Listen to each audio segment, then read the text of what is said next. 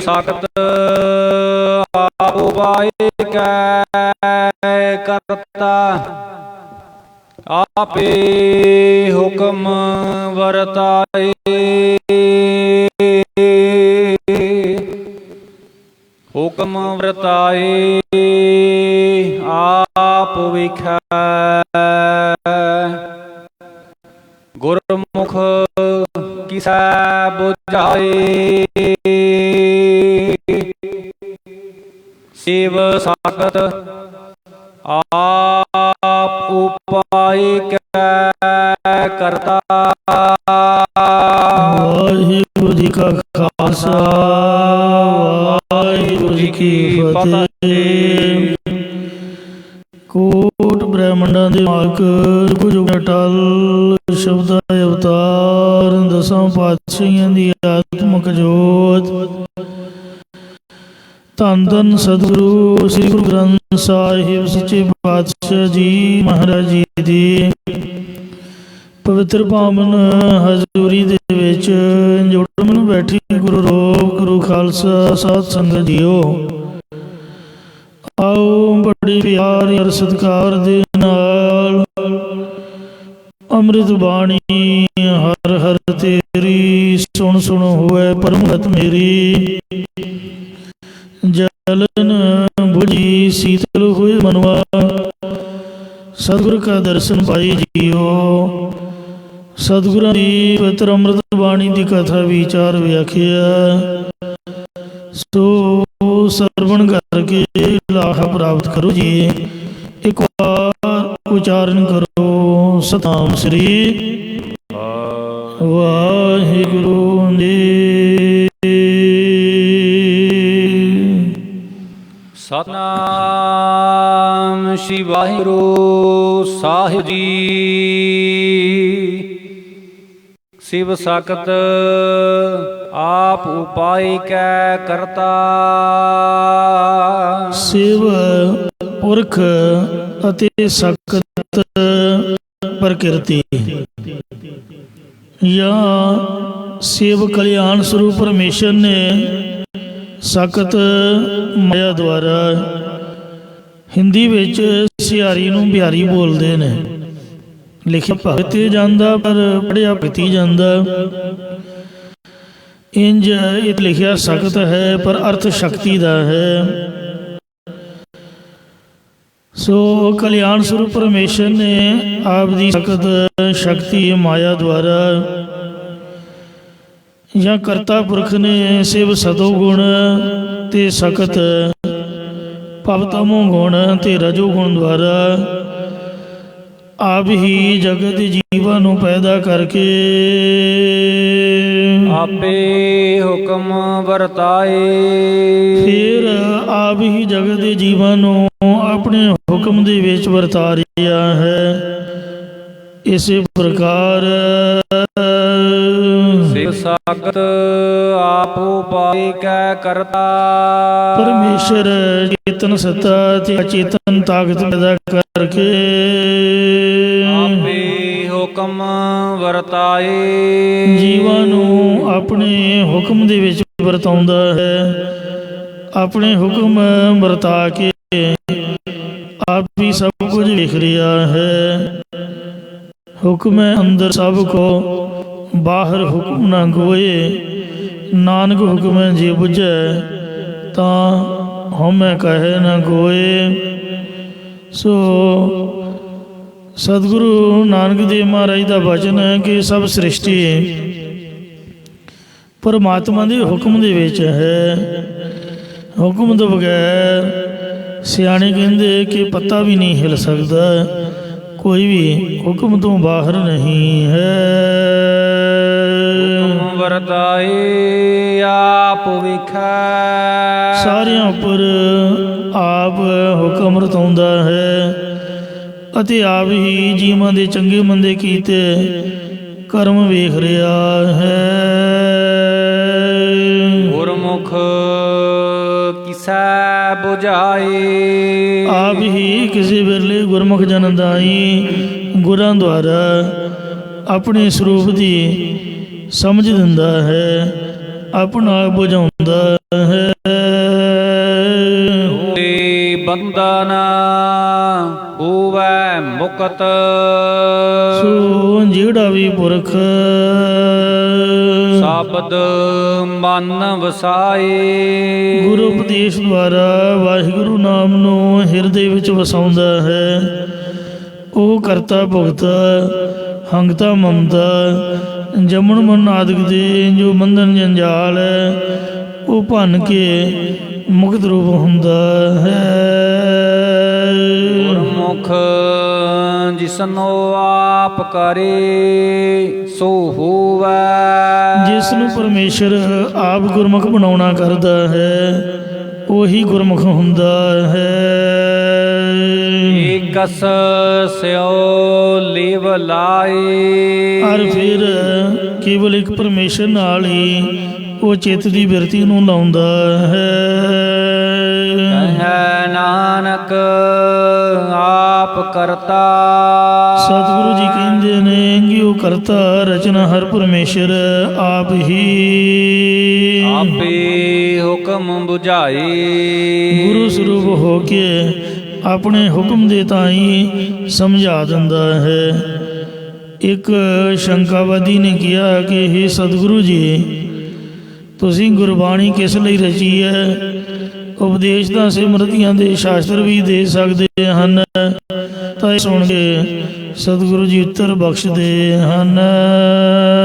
ਸਿਮਰਤੇ ਸ਼ਾਸਤਰ ਪੁੰਨ ਪਾਪ ਵਿਚਾਰਦੇ, 27 ਸਿਮਰਤੀਆਂ 6 ਸ਼ਾਸਤਰ ਆਦਿਕ ਨੂੰ ਪੜ੍ਹਨ ਵਾਲੇ ਪੰਡਤ ਲੋਕ ਦਾ ਪੁੰਨ ਸ਼ੁਭ ਕਰਮ ਤੇ ਪਾਪ ਮੰਦ ਕਰਮ ਆਦਿਕ ਦਾ ਹੀ ਨਿਰਣਾ ਕਰਦੇ ਹਨ। ਤੈ ਸਾਰ ਨਾ ਜਾਣੀ, ਪਰ ਉਹਨਾਂ ਨੇ ਤਤ ਸਰੂਪ ਭਾਵ ਵਾਸਤਵ ਅਸਲੀ ਸੱਚ ਚਿਤ ਆਨੰਦ ਸਰੂਪ ਦੇ ਉਕਾ ਹੀ ਸਾਰ ਖਬਰ ਨੂੰ ਨਹੀਂ ਜਾਣਿਆ।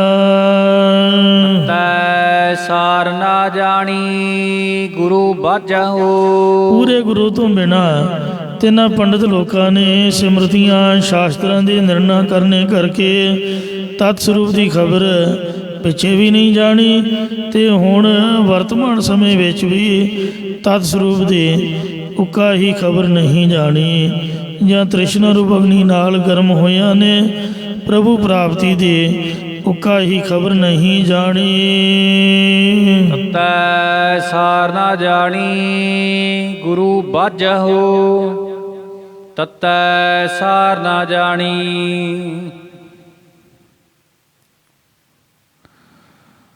ਹਾਂਜੀ, ਤਤ ਸਰੂਪ ਦੀ ਖਬਰ ਗੁਰੂ ਤੋਂ ਬਗੈਰ ਨਹੀਂ ਜਾਣੀ। ਤਤੈ ਸਾਰ ਨਾ ਜਾਣੀ ਗੁਰੂ ਬਾਝਹੁ, ਪੂਰੇ ਗੁਰੂ ਤੋਂ ਬਿਨਾਂ ਪੰਡਿਤ ਲੋਕਾਂ ਨੇ ਸਿਮਰਤੀਆਂ ਸ਼ਾਸਤਰਾਂ ਦੇ ਨਿਰਣਾ ਕਰਕੇ ਤਤ ਸਰੂਪ ਦੀ ਖਬਰ ਪਿੱਛੇ ਵੀ ਨਹੀਂ ਸੀ ਜਾਣੀ, ਹੁਣ ਵਰਤਮਾਨ ਸਮੇਂ ਵਿੱਚ ਵੀ ਨਹੀਂ ਜਾਣੀ ਤੇ ਤਤ ਸਰੂਪ ਦੀ ਉਕਾ ਹੀ ਖਬਰ ਉਹਨਾਂ ਨੇ ਬਿਲਕੁਲ ਹੀ ਨਹੀਂ ਜਾਣੀ ਹੈ। ਤੈ ਸਾਰ ਨਾ ਜਾਣੀ, ਤ੍ਰਿਸ਼ਨਾ ਰੂਪ ਤਤੈ ਅਗਨੀ ਨਾਲ ਤਤੈ ਗਰਮ ਹੋਇਆਂ ਨੇ ਪ੍ਰਭੂ ਪ੍ਰਾਪਤੀ ਦੀ ਉਕਾ ਹੀ ਖਬਰ ਨੂੰ ਨਹੀਂ ਜਾਣਿਆ। ਗੁਰ ਬਿਨ ਘੋਰ ਅੰਧਾਰ, ਗੁਰੂ ਬਿਨ ਸਮਝ ਨ ਆਵੈ, ਗੁਰ ਬਿਨ ਸੁਰਤ ਨ ਸਿੱਧ, ਗੁਰੂ ਬਿਨ ਮੁਕਤ ਨ ਬਾਵੈ। ਗੁਰ ਕਰ ਸੱਚ ਵਿਚਾਰ, ਗੁਰੂ ਕਰ ਰੇ ਮਨ ਮੇਰੇ, ਗੁਰ ਕਰ ਸ਼ਬਦ ਸਪੁੰਨ, ਅਗਨ ਘਟਹਿ ਸਭ ਤੇਰੇ। ਗੁਰ ਨੈਣ ਮੈਣ ਗੁਰ ਗੁਰ ਕਰੋ, ਗੁਰੂ ਸਤ ਕਬ ਨ ਲਿਖੈ, ਜਿਨ ਗੁਰੂ ਨ ਦੇਖਿਓ ਨ ਹੋ ਕੀਓ, ਤੇ ਅਕਿਆਤ ਸੰਸਾਰ ਮੈਂ। ਸੋ ਸਿਮਰਤੀਆਂ ਸ਼ਾਸਤਰਾਂ ਦੇ ਵਿੱਚ ਪੁੰਨਾਂ ਦੇ ਪਾਪਾਂ ਦੀ ਵਿਚਾਰ ਨੂੰ ਪੜ੍ਹਦੇ ਨੇ। ਮਹਾਰਾਜ ਦੇ ਨਾਮ ਦੀ ਖਬਰ ਸਵਾਈ ਸ੍ਰੀ ਗੁਰੂ ਨਾਨਕ ਦੇਵ ਜੀ ਤੋਂ, ਉਹਨਾਂ ਦੀ ਧੁਰ ਕੀ ਬਾਣੀ ਤੋਂ ਕਿਸੇ ਨਹੀਂ ਜਾਣੀ ਹੈ। ਹੀ ਗੁਣੀ ਸੰਸਾਰ ਭ੍ਰਮ ਸੁੱਤਾ, ਰਾਜਸੀ ਤਾਮਸੀ ਸਾਂਦਗੀ, ਇਹਨਾਂ ਤਿੰਨਾਂ ਗੁਣਾਂ ਵਿੱਚ ਸਾਰਾ ਹੀ ਸੰਸਾਰ ਜਗਤ ਭਰਮ ਕਰਕੇ ਅਵਿਦਿਆ ਦੀ ਨੀਂਦ ਵਿੱਚ ਸੁੱਤਾ ਪਿਆ ਹੈ। ਸੁਤਿਆ ਰੈਣ ਵਿਹਾਣੀ, ਇਸ ਕਰਕੇ ਸੰਸਾਰ ਦੀ ਉਮਰ ਰੂਪ ਰਾਤ ਸੁੱਤਿਆਂ ਹੀ ਗੁਜ਼ਰ ਜਾਂਦੀ ਹੈ। ਗੁਰ ਕਿਰਪਾ ਤੇ ਸੇ ਜਨ ਜਾਗੇ, ਸਤਿਗੁਰੂ ਸਾਹਿਬ ਜੀ ਦੀ ਕਿਰਪਾ ਮਿਹਰ ਦ੍ਰਿਸ਼ਟੀ ਤੋਂ ਜਾਂ ਮਿਹਰ ਕਿਰਪਾ ਦ੍ਰਿਸ਼ਟੀ ਨਾਲ ਉਹ ਗੁਰਮੁਖ ਜਨ ਗਿਆਨ ਅਵਸਥਾ ਵਿੱਚ ਜਾਗੇ ਹਨ। ਜਿਨ੍ਹਾਂ ਹਰ ਮਨ ਵਸਿਆ, ਜਿਨ੍ਹਾਂ ਦੇ ਮਨ ਹਿਰਦੇ ਵਿੱਚ ਹਰੀ ਪਰਮੇਸ਼ਰ ਵਸਿਆ, ਟਿਕਿਆ ਸਥਿਤ ਹੋਇਆ ਹੈ। ਅੰਮ੍ਰਿਤ ਬਾਣੀ, ਹਰ ਜੋ ਮੁਖ ਦੁਆਰਾ ਵੀ ਨਾਮ ਰੂਪ ਅੰਮ੍ਰਿਤ ਬਾਣੀ ਨੂੰ ਬੋਲਦੇ ਹਨ। ਅੰਮ੍ਰਿਤ ਬਾਣੀ ਹਰ ਹਰ ਤੇਰੀ, ਸੁਣ ਸੁਣ ਹੋਵੇ ਪਰਮਗਤ ਮੇਰੀ। ਜਲਨ ਬੁਝੀ ਸੀਤਲ ਹੋਏ ਮਨੁਆ, ਸਤਿਗੁਰ ਕਾ ਦਰਸ਼ਨ ਪਾਏ ਜੀਓ। ਨਾਨਕ ਸੋ ਤਤ ਪਾਏ। ਸਤਿਗੁਰੂ ਜੀ ਮਹਾਰਾਜ ਕਹਿੰਦੇ, ਕਥਨ ਕਰਦੇ ਕਿ ਉਹ ਪੁਰਖ ਤਤ ਸਿਧਾਂਤ ਸਾਰ ਰੂਪ ਸਚਿਤ ਆਨੰਦ ਸਰੂਪ ਦੇ ਗਿਆਨ ਨੂੰ ਪਾਉਂਦਾ ਹੈ। ਜਿਸਨੂੰ ਅਨ ਦਿਨ ਹਰ ਲਿਵ ਲਾਗੈ, ਜਿਸ ਨੂੰ ਰਾਤ ਦਿਨੇ ਹਰੀ ਪਰਮੇਸ਼ਰ ਦੇ ਨਾਮ ਦੀ ਲਿਵ ਲੱਗ ਜਾਂਦੀ ਹੈ। ਜਾਗਤ ਰਹਿਣ ਵਿਹਾਣੀ, ਹਰ ਉਸ ਦੀ ਅਵਸਥਾ ਰੂਪ ਰਾਤ, ਉਮਰਾ ਰੂਪੀ ਰਾਤ ਗਿਆਨ ਅਵਸਥਾ ਵਿੱਚ ਜਾਗਦੇ ਹੋਇਆਂ ਦੀ ਬਤੀਤ ਹੁੰਦੀ ਹੈ। ਜਾਂ ਪਾਸ਼ਾ ਫਰਮਾਉਂਦੇ ਨੇ, ਜਾਗਤ ਰਹਿਣ ਵਿਹਾਣੀ। ਗਿਆਨ ਅਵਸਥਾ ਵਿੱਚ ਜਾਗਣੇ ਕਰਕੇ ਅਵਿਦਿਆ ਰੂਪੀ ਰਾਤ ਉਹਨਾਂ ਦੀ ਗੁਜ਼ਰ ਜਾਂਦੀ ਹੈ ਤੇ ਗਿਆਨ ਦਾ ਦਿਨ ਚੜ੍ਹ ਜਾਂਦਾ ਹੈ। ਮਾਤਾ ਕੇ ਉਦਰ ਮਹਿ ਪ੍ਰਤਪਾਲ ਕਰੇ। ਇਹ ਭਾਈ, ਜੋ ਪਰਮੇਸ਼ਰ ਮਾਤਾ ਦੀ ਉਦਰ ਪੇਟ ਵਿੱਚ ਪ੍ਰਤਪਾਲਨਾ ਕਰਦਾ ਹੈ, ਪ੍ਰਤਪਾਲ ਮਾਤਾ ਉਦਰ ਰੱਖੈ, ਲੱਗਣ ਦੇਤ ਨਾ ਸੇਕ, ਸੋਈ ਸੁਆਮੀ ਇਹਾਂ ਰੱਖੈ। ਬੂਝ ਬੁੱਧ ਵਿਵੇਕ, ਮੇਰੇ ਮਨ ਨਾਮ ਕੀ ਕਰ ਟੇਕ। ਸੋ ਕਿਉ ਮਨ ਹੋਵੇ ਸਾਰੀਐ, ਸੋ ਉਹ ਵਾਹਿਗੁਰੂ ਨੂੰ ਹਿਰਦੇ ਵਿੱਚ ਕਾਹਦੇ ਵਾਸਤੇ ਭੁਲਾਉਣਾ ਹੈ। ਮਨ ਹੋ ਕਿਉ ਵਿਸਾਰੀਐ, ਏ ਵੱਡ ਦਾਤਾ। ਇੰਨਾ ਵੱਡਾ ਦਾਤਾ ਜੋ ਪਰਮੇਸ਼ਰ ਹੈ, ਉਹ ਹਿਰਦੇ ਵਿੱਚੋਂ ਕਾਹਦੇ ਵਾਸਤੇ ਭੁਲਾਉਣਾ ਹੈ ਭਾਈ। ਜੇ ਅਗਨ ਮਹਿ ਆਹਾਰ ਪਹੁੰਚਾਵਾਏ, ਜਿਹੜਾ ਮਾਤਾ ਦੇ ਪੇਟ ਅੰਦਰ ਜਠਰਾਗਨੀ ਦੇ ਵਿੱਚ ਵੀ ਭੋਜਨ ਪਹੁੰਚਾਉਂਦਾ ਹੈ। ਮਾਤ ਗਰਭ ਮਹਿ ਆਪਣ ਸਿਮਰਨ ਦੇ, ਤੈ ਤੁਮ ਰਾਖਣ ਹਾਰੇ। ਪਾਵਕ ਸਾਗਰ ਅਥਾਹ ਲਹਿਰ ਮਹਿ, ਤਾਰੋ ਤਾਰਨ ਹਾਰੇ। ਮਾਧੋ ਤੂੰ ਠਾਕੁਰ ਸਿਰ ਮੋਰਾ, ਇਹਾਂ ਉਹਾਂ ਤੁਹਾਰੋ ਧੋਰਾ। ਆਪਣਾ ਸਿਮਰਨ ਦੇ ਪ੍ਰਤਪਾਲਿਆ, ਉਹ ਸਗਲ ਘਟਾਂਗਾ ਮਾਲਕਾ। ਪੌੜੀ ਰਗਦ ਬਿੰਦ ਕਰ ਨਿਮਿਆ, ਅਗਨ ਉਦਰ ਮਝਾਰ। ਉਰਦ ਮੁਖ ਕੁਚੀਲ ਬਿਕਲ, ਨਰਕ ਘੋਰ ਗੁਬਾਰ। ਹਰ ਸਿਮਰ ਤੂੰ ਨਾ ਜਨ ਹੈ, ਹਰ ਸਿਮਰ ਤੂੰ ਨਾ ਜਲ ਹੈ। ਮਨ ਤਨ ਉਰਤ ਹਾਰ, ਬਿਖਮ ਥਾਨੂੰ ਜਿਨ ਰਖਿਆ, ਤਿਸ ਤਿਲ ਨਾ ਵਿਸਾਰ। ਹਰ ਬਿਸਰਤ ਸੋ ਕਦੇ ਨਾਹੇ, ਜਸੈ ਜਨਮ ਹਾਰ। ਸੋ ਜਿਹੜਾ ਮਾਤਾ ਦੀ ਜਠਰਾਗਨੀ ਦੇ ਵਿੱਚ ਇਹ ਜੀਵ ਤੈਨੂੰ ਬਚਾ ਕੇ ਰੱਖਦਾ ਹੈ, ਉਹਨੂੰ ਤੂੰ ਆਪਦੇ ਮਨ ਵਿੱਚੋਂ ਕਿਉਂ ਬੁਲਾਇਆ ਹੋਇਆ ਹੈ। ਭਗਤ ਧੰਨਾ ਜੀ ਨੇ ਆਸਾ ਰਾਗ ਦੇ ਵਿੱਚ ਵੀ ਭਗਤ ਬਾਣੀ ਦੇ ਅੰਦਰ ਸਾਨੂੰ ਚਿੰਤਨ ਕਰਵਾਇਆ ਹੈ। ਰੇ ਚਿਤ, ਹੇ ਮੇਰੇ ਚਿਤ, ਚੇਤਸ ਕੀ ਨਾ ਦਇਆਲ ਦਮੋਦਰ। ਦਇਆ ਦੇ ਘਰ ਪਰਮਾਤਮਾ ਨੂੰ ਤੂੰ ਕਿਉਂ ਨਹੀਂ ਚੇਤੇ ਕਰਦਾ ਭਾਈ। ਬਿਬਹਿ ਨ ਜਾਣਸ ਕੋਈ, ਤੂੰ ਕਿਸੇ ਹੋਰ ਤੇ ਆਸ ਨਾ ਲਾਈ ਰੱਖੀ। ਜੇ ਧਾਵੈ ਬ੍ਰਹਮੰਡ ਖੰਡ, ਜੇ ਤੂੰ ਭਾਵੇਂ ਸਾਰੀ ਸ੍ਰਿਸ਼ਟੀ ਦੇ ਅੰਦਰ ਦੇਸ਼ਾਂ ਪ੍ਰਦੇਸ਼ਾਂ ਵਿੱਚ ਵੀ ਭੱਜਾ ਫਿਰਦਾ ਰਹੇਗਾ, ਕਰਤਾ ਕਰੈ ਸੋ ਹੋਇ, ਤਾਂ ਵੀ ਉਹੀ ਕੁਝ ਹੋਏਗਾ ਜੋ ਕਰਤਾਰ ਕਰੇਗਾ।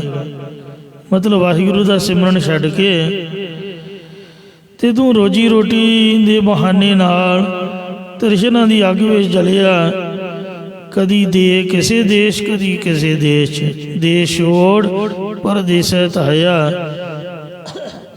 ਪੰਜ ਚੰਡਾਲ ਨਾਲ ਹੀ ਲੈ ਆਇਆ, ਭੱਜਾ ਫਿਰਦਾ ਹੈ। ਰਹਾਉ। ਹੇ ਮਹਾਰਾਜ, ਜੇ ਕੰਮ ਨਾ ਕਰੀਏ ਤੇ ਰੋਟੀ ਕਿਵੇਂ ਖਾਈਏ? ਤਾਂ ਧੰਨਾ ਜੀ ਕਹਿੰਦੇ, ਵੇਖ ਭਾਈ, ਹੁਣ ਤਾਂ ਤੂੰ ਸੋਚਦਾ ਕਿ ਮੈਂ ਕੰਮ ਕਰਦਾ, ਮੈਂ ਕਮਾਈ ਕਰਦਾ ਤਾਂ ਮੈਂ ਰੋਟੀ ਖਾਂਦਾ ਹਾਂ। ਤੂੰ ਉਹਨਾਂ ਦਿਨਾਂ ਨੂੰ ਚੇਤੇ ਕਰਕੇ ਮੈਨੂੰ ਜਵਾਬ ਦੇ। ਜਨਨੀ ਕੇਰੇ ਉਦਰ ਉਦਕ ਮੈਂ, ਮਾਂ ਦੇ ਪੇਟ ਦੇ ਜਲ ਦੇ ਵਿੱਚ, ਮਤਲਬ ਜਾਲੀ ਜੀਵਨ ਹੁੰਦਾ, ਉਹਦੇ ਨਾਲ ਹੀ ਇਹਦੀ ਪਰਵਿਸ਼ ਹੁੰਦੀ ਹੈ। ਉਹਦੇ 'ਚ ਪ੍ਰਮਾਤਮਾ ਨੇ 10 ਸੋਤਾਂ ਵਾਲਾ, ਜਨਨੀ ਕੇਰੇ ਉਦਰ ਉਦਕ ਮੈਂ, ਪਿੰਡ ਕੀਆ 10 ਦੁਆਰਾ, 10 ਦਰਵਾਜ਼ਿਆਂ ਵਾਲਾ ਇਹ ਸਰੀਰ ਬਣਾ ਦਿੱਤਾ। 9 ਦੁਆਰੇ ਪ੍ਰਗਟ ਕੀਏ, 10ਵਾਂ ਗੁਪਤ ਰਖਾਇਆ। ਉਦੋਂ 10ਵਾਂ ਵੀ ਖੁੱਲ੍ਹਾ ਸੀਗਾ ਤੇ 100 ਜਨਮ ਦਾ ਗਿਆਨ ਸੀਗਾ। ਦੇ ਆਹਾਰ ਅਗਨ ਮੈਂ ਰੱਖੈ, ਮਾਂ ਦੀ ਜਠਰ ਅਗਨੀ ਦੇ ਵਿੱਚ ਉਹ ਖੁਰਾਕ ਦੇ ਕੇ ਸਾਡੀ ਰੱਖਿਆ ਕਰਦਾ ਹੈ। ਐਸਾ ਖਸਮ ਹਮਾਰਾ, ਐ ਮੇਰੇ ਅਮਨਾ ਸਾਡਾ ਮਾਲਕ ਇਹੋ ਜਿਹਾ ਦਿਆਲੂ ਹੈ। ਤੂੰ ਹੋਰ ਵੇਖ, ਕੁੰਮੀ ਜਲ ਮਾਹੇ, ਕੱਛੂ ਕੁੰਮੀ ਪਾਣੀ ਦੇ ਵਿੱਚ ਰਹਿੰਦੀ ਹੈ, ਤਨ ਤਿਸ ਬਾਹਰ, ਪਰ ਆਂਡੇ ਬਰੇਤੀ ਵਿੱਚ ਦਿੰਦੀ ਹੈ। ਤੇ ਕੱਛੂ ਆਂਡਾ ਧਿਆਨ ਧਰ ਕਰ ਪ੍ਰਪੱਕ ਨਦੀ ਵਿੱਚ ਆਣਾ, ਆਂਡੇ ਦੇ ਕੇ ਉਹ ਨਦੀ ਵਿੱਚ ਆ ਜਾਂਦੀ ਹੈ। ਆਂਡਿਆਂ ਦੇ ਉੱਪਰ ਬੈਠਦੀ ਵੀ ਨਹੀਂ, ਸਿਰਫ ਧਿਆਨ ਧਾਰਦੀ ਹੈ। ਉਹਦੇ ਧਿਆਨ ਵਿੱਚ ਰੱਬ ਨੇ ਇੰਨੀ ਤਾਕਤ ਪਾਈ ਹੈ ਕਿ ਉਸਦੇ ਧਿਆਨ ਦੇ ਨਾਲ ਹੀ ਆਂਡੇ ਪੱਕ ਕੇ ਵਿੱਚੋਂ ਬੱਚੇ ਨਿਕਲ ਕੇ ਜਿਹੜੇ ਉਹਦੇ ਤੋਂ ਬਾਹਰ, ਪਾਣੀ ਤੋਂ ਬਾਹਰ ਹੁੰਦੇ ਨੇ। ਪੰਖ ਕੀਰਤਨ ਨਾਹੀ, ਉਹਨਾਂ ਬੱਚਿਆਂ ਨੂੰ ਉਹਨਾਂ ਦਾ ਖੰਭ ਹੁੰਦੇ ਨੇ ਕਿ ਉੱਡ ਕੇ ਕੁਝ ਖਾ ਲੈਣ। ਨਾ ਕੱਛੂ ਕੰਮੀ ਨੂੰ ਥਣ ਹੁੰਦੇ ਨੇ ਕਿ ਬੱਚਿਆਂ ਨੂੰ ਜਾ ਕੇ ਦੁੱਧ ਪਿਲਾ ਦੇਵੇ। ਪੂਰਨ ਪਰਮਾਨੰਦ ਮਨੋਹਰ, ਸਮਝ ਦੇਖ ਮਨ ਮਾਹੀ। ਇਹ ਮੇਰੀ ਜਿੰਦੇ, ਤੂੰ ਆਪਣੇ ਮਨ ਦੇ ਵਿੱਚ ਵਿਚਾਰ ਕੇ ਵੇਖ, ਉਹ ਸੁੰਦਰ ਪਰਮਾਨੰਦ ਪੂਰਨ ਪਰਮਾਤਮਾ ਵੇਖੋ ਕੱਛੂ ਕੰਮੀ ਦੇ ਬੱਚਿਆਂ ਦੀ ਵੀ ਪਾਲਣਾ ਕਰਦਾ, ਬਿਨਾਂ ਥਣਾ ਦੁੱਧ ਤੋਂ ਤੇ ਬਿਨਾਂ ਖੰਭਾਂ ਤੋਂ। ਤੂੰ ਕਿਉਂ ਘਬਰਾਉਂਦਾ ਪਿਆ ਹੈ ਕਿ ਮੈਨੂੰ ਰੱਬ ਨਹੀਂ ਦੇਵੇਗਾ, ਮੈਂ ਭੁੱਖਾ ਨਾ ਮਰ ਜਾਵਾਂ? ਹੋਰ ਵੇਖ, ਪਾਖਣ ਕੀੜ ਗੁਪਤ ਹੋਏ ਰਹਿਤਾ, ਪੱਥਰ ਦੇ ਵਿੱਚ ਇੱਕ ਪੱਥਰ ਵਾਲਾ ਕੀੜਾ ਲੁਕਿਆ ਹੋਇਆ ਰਹਿੰਦਾ ਹੈ। ਤਾਂ ਚੋ ਮਾਰਗ ਨਾਹੀ, ਪੱਥਰ ਵਿੱਚੋਂ ਬਾਹਰ ਜਾਣ ਲਈ ਜਾਂ ਅੰਦਰ ਭੋਜਨ ਲਿਆਉਣ ਲਈ ਉਹਦੇ ਕੋਈ ਰਸਤਾ ਨਹੀਂ ਹੈ। ਫਿਰ ਵੀ ਉਹ ਜਿਹੜਾ ਸ਼ੱਕਰਖੋਰ ਕੀੜਾ ਹੈ, ਸ਼ੱਕਰ ਹੀ ਖਾਂਦਾ ਹੈ, ਮਿੱਠਾ। ਵੇਖੋ ਗੁੜ ਦੀ ਸ਼ੱਕਰ ਕਿੰਨੀ ਮਹਿੰਗੀ ਮਿਲਦੀ ਹੈ, ਉਹਨੂੰ ਕੌਣ ਦਿੰਦਾ ਦੱਸੋ? ਪਰਮਾਤਮਾ ਉਹਦੇ ਮੂੰਹ ਦੇ ਵਿੱਚ ਆਪ ਜਾ ਕੇ ਪਾਉਂਦਾ। ਉਹ ਇੱਕ ਸੁਰੰਗ ਜੀ, ਇੱਕ ਰੁੱਡ ਜਿਹੀ, ਇੱਕ ਸੁਰਾਖ ਜਿਹਾ ਲੰਬਾ ਸਾਰਾ ਪੱਥਰ ਵਿੱਚ ਬਣਾ ਦਿੰਦਾ, ਉਹਦੇ ਵਿੱਚ ਸ਼ੱਕਰ ਖਿਲਾਰ ਦਿੰਦਾ ਵੀ ਖਾਈ ਜਾਏ, ਮੌਜਾਂ ਮਾਣੇ। ਬਾਹਰੋਂ ਰਸਤਾ ਕੋਈ ਨਹੀਂ ਹੈ। ਕਹੈ ਧੰਨਾ ਪੂਰਨ ਤਾਹੂ ਕੋ ਮਤਰੇ ਜੀ ਡਰਾਹੀ। ਭਗਤ ਧੰਨਾ ਜੀ ਆਂਦੇ ਨੇ ਕਿ ਉਹਦਾ ਪਾਲਣ ਵਾਲਾ ਪੂਰਨ ਪਰਮਾਤਮਾ ਉਹਦਾ ਮਾਲਕ ਹੈ। हे मेरी जिंदे तू क्यों डरदी पई है, तू भी ना डर। संत बाबा सुंदर सिंह जी ने धारीवाल की नहर के उपर जांदिया मजदूरां दे पत्थर चीरदिया होया उन्हां विचों शक्करखोर कीड़ा वेख के पंक्ति पढ़ी सी, सैल पत्थर मैं जंदे उपाय ताका रिजक आगे कर धरिया, मेरे माधो जी सतसंगत मिले सो तरिया। वेख तू तो भला चिंता करदा है कि मैनू कौन देवेगा, ते अजे रब ने तेरे लिए हट्टियां बनाइया ने, बाजार बनाए ने, किसानों नू किन्नी पैली दिती है, खेती दिती है, फिर भी बेचारे घबराए फिरदे ने कि साडा की बनेगा। झंडे चुके मुजाहरे हो रहे ने, फिक्र ही है। श्री गुरु नानक देव महाराज कहते माझ दी वार विच पढ़ के वेखो। महाराज कहते क्यों तुसी फजूल की चिंता लाई हुई है, नानक चिंता मत करो चिंता तिसी है, जल में जंदे उपायन तिना बिरोजी दे। परमात्मा ने 42 ਲੱਖ ਜੂਨ ਜਿਹੜੀ ਹੈ पानी च पैदा की है, उन्होंने भी रोजी दिंदा है। उत्ते हट न चलई नागो किरस करे, उत्थे कोई हट्टी नहीं चलती। साडे गुरुद्वारे तो रस्ते जांदियां राह दे विच घर तक मेरा ख्याल 50 हट्टियां होणगियां, जो मर्जी सौदा खरीद लो, घर दी लोड़ दा।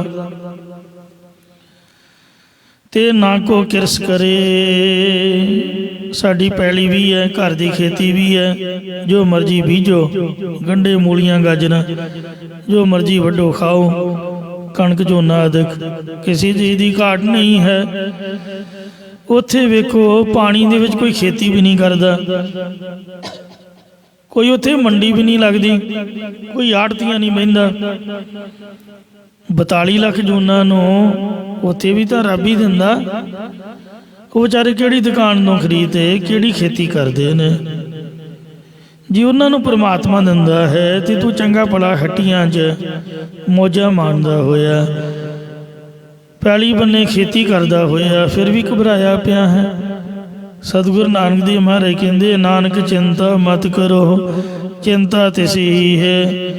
ये भाई प्यारिया तू मता चिंता कर, चिंता ना कर, तेरे खाण पीण की चिंता उस परमात्मा नू है। वेख जिसने तेनू माता दे उदर दे विच जठराग्नि दे विच जिउंदा रखिया, तेरे पास भोजन पहुँचाउंदा रहा, उन्होंने तू क्यों भुलाया होया है।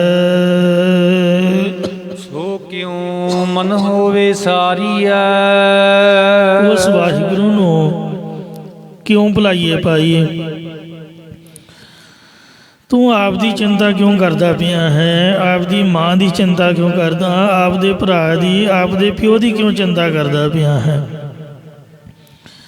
साडे मन में हंकार है कि असी आप दी माँ नू खर्चा दिंदे हां, आप दे प्यो नू खर्चा दिंदे हां, यानी साडी माँ ते साडा प्यो साडे आसरे पल रहे ने।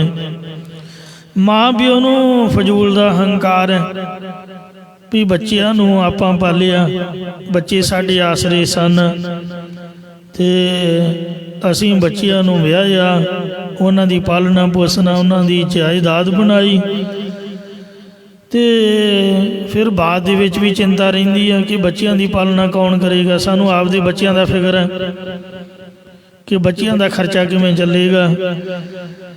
सतगुरु पंजवें पातशाह श्री गुरु अर्जन देव जी संस्कृति श्लोकां च वचन करते हैं, नह चिंता मात पित भ्रात, आपदी माँ की चिंता ना कर, प्यो की चिंता ना कर गुरमुखा, आपदी भरा की चिंता ना कर। न चिंता कश लोग कह है, ये भी चिंता व्यर्थ है कि मैनू लोग की कहणगे, या लोगों की चिंता ना कर। जिस तरह नंबरदार पंचा सरपंचां नूं MP MLA ਨੇ ਹੰਕਾਰ ਹੁੰਦਾ ਵੀ ਆਪਾਂ ਹੀ ਪਿੰਡ ਦੀ ਰੱਖਿਆ ਕਰਦੇ ਹਾਂ, ਪਿੰਡ ਨੂੰ ਤਾਂ ਆਪਾਂ ਹੀ ਪਾਲਣਾ ਕਰਦੇ ਹਾਂ, ਅਸੀਂ ਨਾ ਹੋਈਏ ਤਾਂ ਇਹਨਾਂ ਦੀ ਕੌਣ ਰੱਖਿਆ ਕਰੇ। ਮਰ ਕਹਿੰਦੇ ਫਜ਼ੂਲ ਦੀਆਂ ਗੱਲਾਂ ਛੱਡ ਦੇ, ਨਾ ਚਿੰਤਾ ਬਣਦਾ ਸੁਦਮੀਤ, ਨਾ ਚਿੰਤਾ ਕਰ ਆਪਦੀ ਇਸਤਰੀ ਦੀ, ਆਪਦੇ ਪੁੱਤਰ ਦੀ, ਆਪਦੇ ਮਿੱਤਰਾਂ ਦੀ, ਪ੍ਰਵਿਰਤ ਮਾਇਆ ਸੰਬੰਧਨਾ ਹੈ। ਹੋਰ ਲੋਕ ਜੋ ਮਾਇਆ 'ਚ ਪ੍ਰਵਿਰਤ ਹੋਣ ਕਰਕੇ ਸਾਡੇ ਸੰਬੰਧੀ ਨੇ, ਇਹਨਾਂ ਵਾਸਤੇ ਕਿਸੇ ਤਰ੍ਹਾਂ ਦੀ ਚਿੰਤਾ ਵਿਅਰਥ ਹੈ, ਕਿਉਂਕਿ ਦਇਆਲ ਇੱਕ ਭਗਵਾਨ ਪੁਰਖ ਹੈ। ਇੱਕ ਭਗਵਾਨ ਪੁਰਖ ਜਿਹੜਾ ਦਿਆਲੂ ਹੈ, ਨਾਨਕ ਸਰਬ ਜੀਅ ਪ੍ਰਤਪਾਲਕ ਹੈ। ਸਾਡੀ ਮਾਂ ਨੂੰ ਵੀ ਪਹਿਲਾਂ ਉਹਨੇ ਪਾਲਿਆ ਸੀਗਾ, ਸਾਡੇ ਪਿਓ ਨੂੰ ਵੀ ਉਹਨੇ ਪਾਲਿਆ ਸੀ। ਤੇ ਮੇਰਾ ਪਿਓ ਮੈਨੂੰ ਕਹਿਣ ਲੱਗਾ ਵੀ ਕਾਕਾ ਬੱਲੀ ਇੰਜ ਨਹੀਂ ਚਿੰਤਾ ਕਰੀਦੀ। ਮੈਂ ਵੀ ਚਿੰਤਾ ਕਰਦਾ ਹੁੰਦਾ ਸੀਗਾ, ਪਰ ਮੇਰੇ ਪਿਓ ਨੇ ਮੈਨੂੰ ਸਮਝਾਇਆ ਸੀ ਤੂੰ ਕੋਈ ਆਪਦਾ ਅੱਡ ਬਾਰ ਹੋ ਜਾ, ਆਪਦਾ ਕਰਤੇ ਖਾ, ਇਹ ਚਿੰਤਾ ਨਹੀਂ ਕਰੀਦੀ ਵੀ ਭੁੱਖੇ ਮਰ ਜਾਵਾਂਗੇ। ਵੇਖਾ ਸਾਨੂੰ ਵੀ ਰੱਬ ਨੇ ਦਿੱਤਾ, ਅਸੀਂ ਏਡੇ ਬਜ਼ੁਰਗ ਹੋ ਗਏ, ਤੁਸੀਂ ਭੁੱਖੇ ਨਹੀਂ ਮਰਦੇ, ਮੇਰੇ ਤੋਂ ਅੱਡ ਹੋ ਗਏ। ਆਪਦੀ ਪਕਾਓ ਤੇ ਖਾਓ, ਮਹਾਰਾਜ ਦੇਊਗਾ ਤੁਹਾਨੂੰ। ਕਹਿੰਦੇ ਤੂੰ ਵੀ ਹੁਣ ਆਪਦਾ ਪੜਿਆ ਵਿਚਾਰ। ਮੰਮੀ ਤੈਨੂੰ ਇਹੀ ਸਮਝਾਉਣਾ। ਤੋ ਇਸ ਵਾਸਤੇ ਬੀਬੀ ਰਜਨੀ ਨੇ ਆਪਦੇ ਪਿਤਾ ਨੂੰ ਇਹੀ ਬਚਨ ਸਾਂਝਾ ਕੀਤਾ ਸੀ ਵੀ ਪਿਤਾ ਜੀ ਤੁਹਾਨੂੰ ਵੀ ਪਰਮਾਤਮਾ ਦਿੰਦਾ, ਮੈਨੂੰ ਵੀ ਉਹੀ ਦਿੰਦਾ, ਪਰ ਉਹਨੇ ਗੁੱਸਾ ਕੀਤਾ ਸੀਗਾ। ਫਿਰ ਆਖਰ ਉਹਨੂੰ ਸਮਝਣਾ ਪਿਆ ਕਿ ਦੱਦਾ ਦਾਤਾ ਇੱਕ ਹੈ, ਸਭ ਕੋ ਦੇਵਨਹਾਰ, ਦਿੰਦੇ ਤੋਟ ਨਾ ਆਵਈ, ਅਗਣਤ ਭਰੇ ਭੰਡਾਰ। ਦੁੱਖ ਭੰਜਨੀ ਮੇਰੀ ਹੇਠ ਆਪਦੇ ਪਤੀ ਦੀ ਜਿਹੜਾ ਕੋੜੀ ਸਰੀਰ ਕਰਕੇ ਟੋਕਰੀ ਵਿੱਚ ਉਹਨੇ ਪਾਇਆ ਹੋਇਆ ਸੀ, ਉਹਦੀ ਟੋਕਰੀ ਉੱਥੇ ਰੱਖ ਕੇ ਧੁੰਗ ਪਿੰਡ ਮੰਗਣ ਗਈ ਸੀ। ਪਿੱਛੋਂ ਉਹਦੇ ਕੰਨਾਂ 'ਚ ਕੀਰਤਨ ਦੀ ਆਵਾਜ਼ ਪਈ, ਜਿਤ ਭਾਵੈ ਨਾਨਕਾ ਕਾਗੋ ਹੰਸ ਕਰੇ, ਕਾਗੋ ਹੰਸ ਕਰੇ, ਕਾਗੋ ਹੰਸ ਕਰੇ। ਉਹਨੇ ਸੋਚਿਆ ਵੀ ਮਨਾ ਇਹ ਜਲ ਅੰਮ੍ਰਿਤ ਹੈ, ਇਹਦੇ 'ਚ ਤਾਕਤ ਹੈ, ਸੱਚਮੁੱਚ ਹੀ ਕਾਲੇ ਕਾਂ ਇਹ ਇਸ਼ਨਾਨ ਕਰਕੇ ਹੰਸ ਬਣਦੇ ਉਹਨੇ ਉੱਡਦੇ ਵੇਖੇ, ਤੇ ਉਹਨੇ ਵੀ ਰਿੜਦਿਆਂ ਰਿੜਦਿਆਂ ਆਪਦੇ ਸਰੀਰ ਉੱਪਰ ਜਲ ਪਾਇਆ। ਇੱਕ ਚੀਚੀ ਉਂਗਲ ਬਾਹਰ ਰਹਿਣ ਕਰਕੇ ਉਹਦੇ ਤੇ ਕੋਟ ਰਹਿ ਗਿਆ, ਬਾਕੀ ਸਭ ਸਰੀਰ ਤੰਦਰੁਸਤ ਹੋ ਗਿਆ। ਫਿਰ ਸ੍ਰੀ ਗੁਰੂ ਅਰਜਨ ਦੇਵ ਮਹਾਰਾਜ ਨੇ ਉਹਨਾਂ ਨੂੰ ਬਖਸ਼ਿਸ਼ਾਂ ਕੀਤੀਆਂ। ਦੁਨੀ ਚੰਦ ਪੱਟੀ ਦੇ ਰਾਜੇ ਬੀਬੀ ਰਜਨੀ ਦੇ ਪਿਓ ਨੂੰ ਬੁਲਾ ਕੇ ਲਾਹਣਤਾਂ ਪਾਈਆਂ ਕਿ 7 ਧੀਆਂ ਜੋ 6 ਧੀਆਂ ਤੋਂ ਦਾਜ ਵਰੀ ਦੇ ਕੇ, ਬਹੁਤ ਮਾਇਆ ਦੇ ਕੇ ਉਹਨਾਂ ਨੂੰ ਚੰਗੇ ਘਰਾਂ 'ਚ ਵਿਆਹਿਆ। ਇਹ ਰੱਬ ਦੇ ਭਰੋਸੇ ਵਾਲੀ ਬੀਬੀ ਨੂੰ ਧੱਕੇ ਮਾਰ ਕੇ ਬਾਹਰ ਕੱਢ ਦਿੱਤਾ। ਵੇਖ ਪੁੱਤ, ਤੈਨੂੰ ਨਰਕਾਂ 'ਚ ਪਾ ਕੇ ਸਦੀਆਂ ਤੱਕ ਸੜਦਾ ਰੱਖਾਂਗੇ, ਦੁਖੀ ਹੋਏਗਾ, ਨਹੀਂ ਤਾਂ ਸਮਝ ਜਾ ਸਾਡੀ ਗੱਲ ਮੰਨ ਜਾ, ਇਹਦੇ ਪਤੀ ਨੂੰ ਰਾਜ ਭਾਗ ਦੇ ਦੇ, ਤੈਨੂੰ ਮੁਕਤ ਕਰ ਦਿਆਂਗੇ, ਮਰ ਤੂੰ ਜਾਣਾ। ਉਹਨੇ ਕੰਨਾਂ ਨੂੰ ਹੱਥ ਲਾ ਕੇ ਨੱਕ ਨਾਲ ਲਕੀਰਾਂ ਕੱਢ ਕੇ ਮਾਫੀ ਮੰਗੀ, ਮਹਾਰਾਜ ਮੈਨੂੰ ਖਿਮਾ ਕਰੋ, ਉਪਦੇਸ਼ ਦਿਓ। ਸਤਿਗੁਰੂ ਜੀ ਨੇ ਉਪਦੇਸ਼ ਦਿੱਤਾ, ਰਾਜਨ ਤੂੰ ਕਿਉਂ ਸੋਇਆ ਨੀਂਦ ਭਰੇ, ਜਾਗਤ ਕਤ ਨਾਹੀ ਰਾਮ। ਸੋ ਇਸ ਲਈ ਉਹ ਵਾਹਿਗੁਰੂ ਨੂੰ ਤੂੰ ਕਾਹਦੇ ਲਈ ਭਾਈ ਮਨ ਵਿੱਚੋਂ ਭੁਲਾਇਆ ਹੋਇਆ ਹੈ। ਮਨੋ ਕਿਉ ਵਿਸਾਰੀਐ ਏ ਵੱਡਾ ਦਾਤਾ, ਏਡਾ ਵੱਡਾ ਦਾਤਾ ਹੈ ਪਰਮੇਸ਼ਰ। ਸਮਝ ਆਈ ਕਿ ਨਹੀਂ ਆਈ? ਹੁਣ ਤਾਂ ਆ ਗਈ, ਮੁੜ ਕੇ ਫਿਰ ਚੇਤਾ ਭੁੱਲ ਜਾਣਾ ਸਾਨੂੰ। ਕਥਾ ਕਰਨੀ ਕੁਛ ਹੋਰ ਗੱਲ ਹੈ, ਮਹਾਰਾਜ ਦੇ ਚਰਨਾਂ 'ਚ ਅਰਦਾਸ ਵੀ ਸਾਨੂੰ ਵੀ ਰੱਬ ਭਰੋਸਾ ਦੇਵੇ। ਸਾਡੀ ਕੈਟਾਗਰੀ ਲੋਕਾਂ ਦੀਆਂ ਨਿਗਾਹਾਂ 'ਚ ਜ਼ਿਆਦੀ ਤਾਂ ਡਿੱਗੀ ਹੋਈ ਹੈ ਵੀ ਉਹਨਾਂ ਦੀ ਸਮਝ ਮੁਤਾਬਕ ਉਹ ਲਾਲਚ ਕਰਦੇ ਨੇ, ਲੋਕਾਂ ਦੀਆਂ ਜੇਬਾਂ ਵੱਲ ਤੱਕਦੇ ਨੇ, ਹੱਥਾਂ ਵੱਲ ਤੱਕਦੇ ਨੇ ਕਿ ਕੋਈ ਸਾਨੂੰ ਦੇਵੇਗਾ। ਬਲਕਿ ਲੋਕ ਅਰਦਾਸਾਂ ਕਰਾ ਕੇ ਇੱਥੋਂ ਬਖਸ਼ਿਸ਼ਾਂ ਲੈ ਕੇ ਜਾਂਦੇ ਨੇ, ਫਿਰ ਵੀ ਸਾਨੂੰ ਸਮਝ ਨਹੀਂ ਆਉਂਦੀ ਵੀ ਸਾਡੀਆਂ ਅਰਦਾਸਾਂ ਤੋਂ ਤਾਂ ਵੇਖੋ ਸੰਸਾਰ ਖੁਸ਼ਹਾਲ ਹੋ ਰਿਹਾ, ਤੇ ਆਪਦੀ ਅਰਦਾਸ ਆਪਾਂ ਕਿਉਂ ਨਹੀਂ ਕਰਦੇ ਭਾਈ? ਭਰੋਸਾ ਹੋਣਾ ਚਾਹੀਦਾ। ਪਰ ਚੇਤਾ ਭੁੱਲ ਜਾਂਦਾ ਵੀ ਮਹਾਰਾਜ ਨੇ ਆਨੰਦ ਸਾਹਿਬ 'ਚ ਲਿਖਿਆ ਹੋਇਆ, ਪੜ੍ਹਦੇ ਸੁਣਦੇ ਵਿਚਾਰਦੇ ਹੋਏ ਇਸ ਗੱਲ ਦਾ ਚੇਤਾ ਹੀ ਭੁੱਲ ਜਾਂਦਾ ਕਿ ਮਹਾਰਾਜ ਸਾਨੂੰ ਵੀ ਉਹੀ ਦੇਣ ਵਾਲਾ। ਸੋ ਇੰਜ ਵਾਹਿਗੁਰੂ ਪਰਮਾਤਮਾ ਮਾਤਾ ਦੀ ਉਧਰ ਵਿੱਚ ਵੀ ਪਾਲਣਾ ਕਰਦਾ ਸੀਗਾ। ਹੁਣ ਕਿਉਂ ਭੁੱਖਾ ਮਾਰੇਗਾ? ਵੇਖੋ 35-40 ਸਾਲ ਉਮਰ ਹੋ ਗਈ, ਮੇਰੀ ਤਾਂ 45 ਤੋਂ ਟੱਪ ਗਈ, ਅੱਜ ਤੱਕ ਭੁੱਖੇ ਨਹੀਂ ਸੁੱਤੇ, ਗੰਦੇ ਕੱਪੜੇ ਨਹੀਂ ਪਾਏ, ਧੋਤੇ ਕੱਪੜੇ ਪ੍ਰੈਸ ਕੀਤੇ, ਪੱਕੀ ਪਕਾਈ ਰੋਟੀ ਮਹਾਰਾਜ ਨੇ ਦਿੱਤੀ ਹੈ। ਫਿਰ ਵੀ ਪਤਾ ਨਹੀਂ ਕਿਉਂ ਦਿਮਾਗ ਦੀ ਲੋੜ ਲੈਂਦਾ ਵੀ ਪਤਾ ਨਹੀਂ ਕੀ ਹੋ ਜਾਊਗਾ। ਇਹੀ ਰੱਬ ਦੀ ਮਾਇਆ ਹੈ ਜੋ ਸਾਨੂੰ ਪਰਮਾਤਮਾ ਨਾਲੋਂ ਤੋੜ ਕੇ ਆਪਣੇ ਨਾਲ ਜੋੜ ਰਹੀ ਹੈ। ਮਨ ਹੋ ਕਿਉ ਵੇ ਸਾਰੀਆਂ ਇਹ ਵੱਡਾ ਦਾਤਾ, ਏਡਾ ਵੱਡਾ ਦਾਤਾ ਆਪਦੇ ਹਿਰਦੇ ਵਿੱਚ ਕਾਹਦੋਂ ਭੁਲਾਉਣਾ ਕਰੀਏ ਭਾਈ? ਮਨ ਦੇ ਵਿੱਚੋਂ ਕਿਉਂ ਭੁਲਾਈਏ? ਕਿਉਂ ਨਹੀਂ ਆਪਾਂ, ਸਾਡਾ ਤਾਂ ਕੰਮ ਹੀ ਇਹੀ ਹੈ ਮਾਲਾ ਫੜ ਕੇ ਸਿਮਰਨ ਕਰਨਾ, ਕਿਉਂ ਨਹੀਂ ਸਿਮਰਨ ਕਰਦੇ?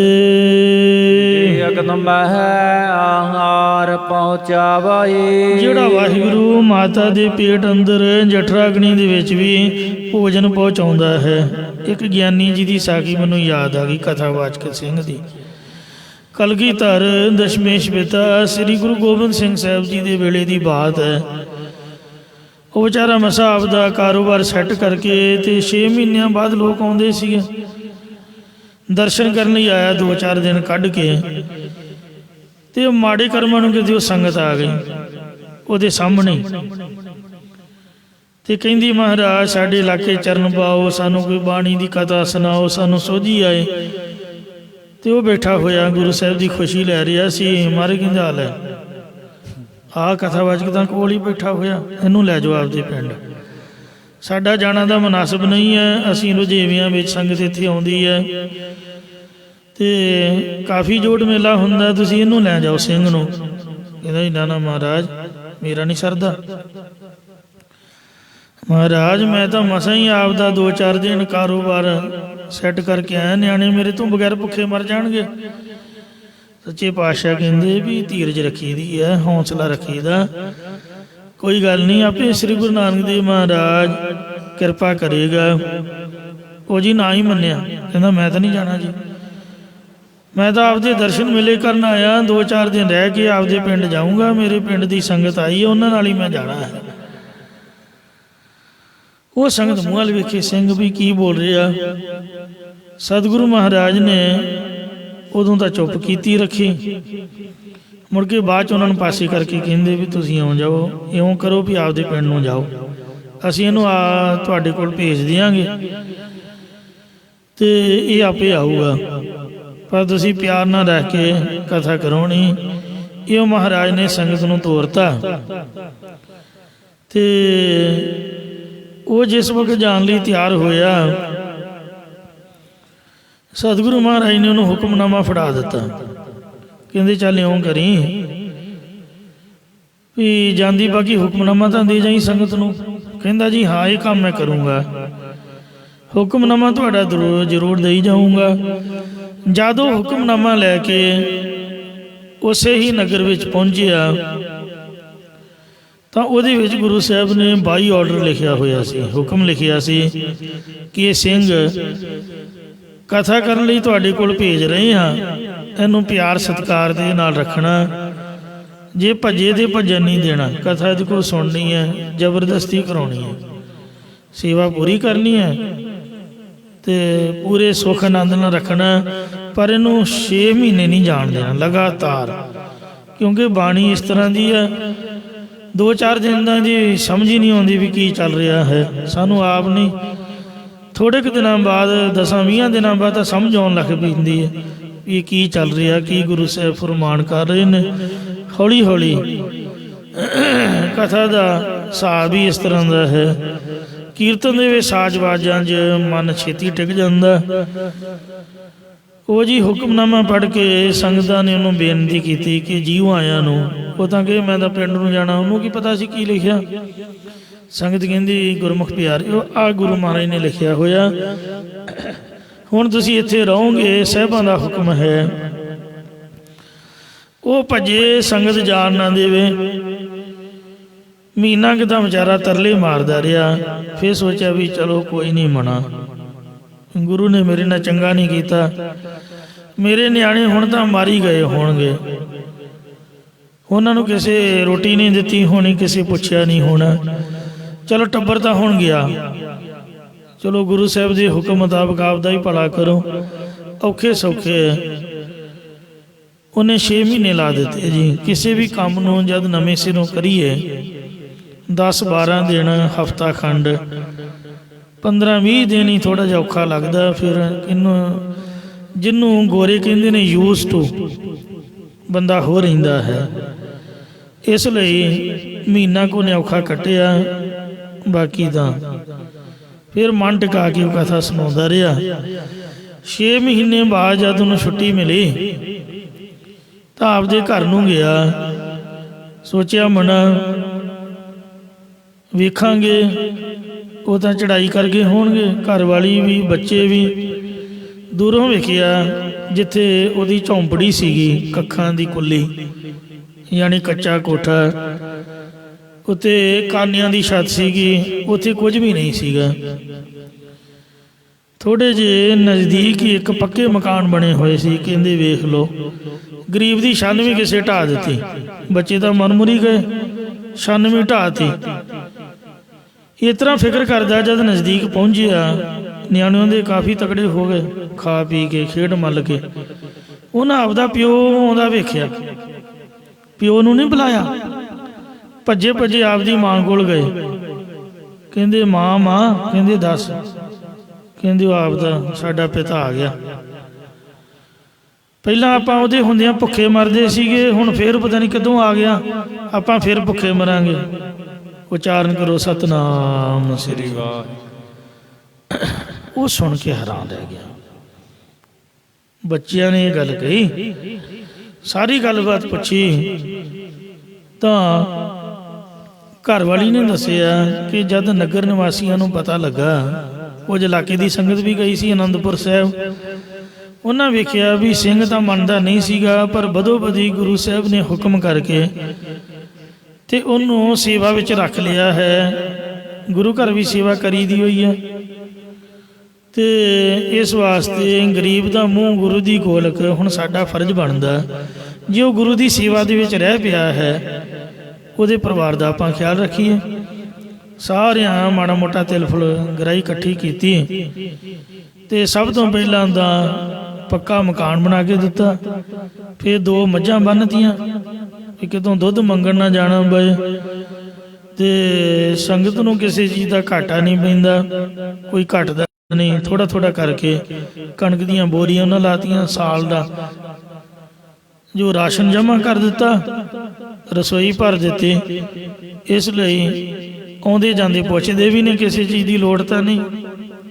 ਸੋਚਿਆ ਮਨਾ ਮੈਂ ਤਾਂ ਅੱਜ ਤੱਕ ਭੁਲੇਖੇ ਵਿੱਚ ਹੀ ਸੀਗਾ, ਮੁੜ ਕੇ ਨਹੀਂ ਉੱਥੇ ਬੈਠਾ ਵੀ ਨਹੀਂ, ਜਿਉਂ ਭੱਜਿਆ ਸੰਤੋੜ ਹੀ ਨੱਠ ਪਿਆ ਪਿਛਲੇ ਪੈਰੀ ਆਨੰਦਪੁਰ ਸਾਹਿਬ।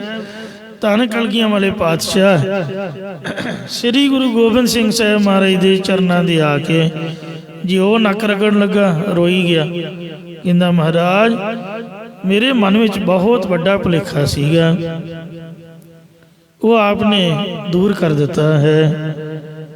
ਇਹ ਮਹਾਰਾਜ ਜਾਨ ਕੋ ਦੇਤ, ਜਾਨ ਵਾਲੇ ਜੀਵਾਂ ਨੂੰ ਵੀ ਤੁਸੀਂ ਹੀ ਦਿੰਦੇ ਹੋ, ਅਜਾਨ ਕੋ ਦੇਤ ਜਿਨ੍ਹਾਂ ਵਿੱਚ ਜਾਨ ਨਹੀਂ, ਆ ਦਰਖਤ ਆਦਿਕ ਪੌਦੇ ਆਦਿਕ ਇਹ ਵੀ ਵੇਖੋ ਪ੍ਰਫੁੱਲਤ ਹੋ ਰਹੇ ਨੇ। ਜ਼ਮੀਨ ਕੋ ਦੇਤ, ਜ਼ਮੀਨ ਦੇ ਉੱਪਰ ਰਹਿਣ ਵਾਲੇ ਜੀਵਾਂ ਨੂੰ ਵੀ ਦਿੰਦੇ ਹੋ, ਤੇ ਜਮਾਨ ਕੋ ਦੇਤ, ਆਕਾਸ਼ ਵਿੱਚ ਉੱਡਣ ਵਾਲਿਆਂ ਨੂੰ ਵੀ ਦਿੰਦੇ ਹੋ। ਮੈਨੂੰ ਇੱਕਦਮ ਇਹ ਪੰਕਤੀ ਯਾਦ ਆਈ, ਪਹਿਲੀ ਵਾਰ ਮੈਂ ਫਲੈਟ ਕੀਤੀ, ਕੱਟੜਪੰਥੀਆਂ ਜੋ ਸੀਗੇ, ਤੇ ਹੁਣ ਤਾਂ ਰੱਬ ਦਾ ਦਿੱਤਾ ਜਾਣ ਕੇ ਸੰਗਤਾਂ ਜਿਸ ਤਰ੍ਹਾਂ ਛਕਾਉਣ ਛਕ ਲਈਦਾ। ਪਹਿਲਾਂ ਮਿਹਤੇ ਪੰਜਾਂ ਪਿਆਰਿਆਂ ਦੀ ਸੇਵਾ 'ਚ ਲੱਗਣ ਕਰਕੇ ਜ਼ਿਆਦਾ ਸਖਤੀ ਸੀਗੀ, ਮਨ ਪੱਥਰ ਵਰਗਾ ਪੱਕਾ ਬਣਾਇਆ ਹੋਇਆ ਸੀਗਾ ਵੀ ਕਿਸੇ ਦੀ ਗੱਲ ਮੰਨਣੀ ਹੀ ਨਹੀਂ, ਕੋਈ ਹੱਥ ਵੀ ਲਾ ਦੇ ਉਹ ਵਸਤੂ ਨੂੰ ਗ੍ਰਹਿਣ ਨਹੀਂ ਕਰਨਾ। 18 ਘੰਟੇ ਦੀ ਫਲੈਟ ਤੇ ਦਿੱਲੀ ਤੋਂ ਸਿੱਧੀ ਕੈਨੇਡਾ,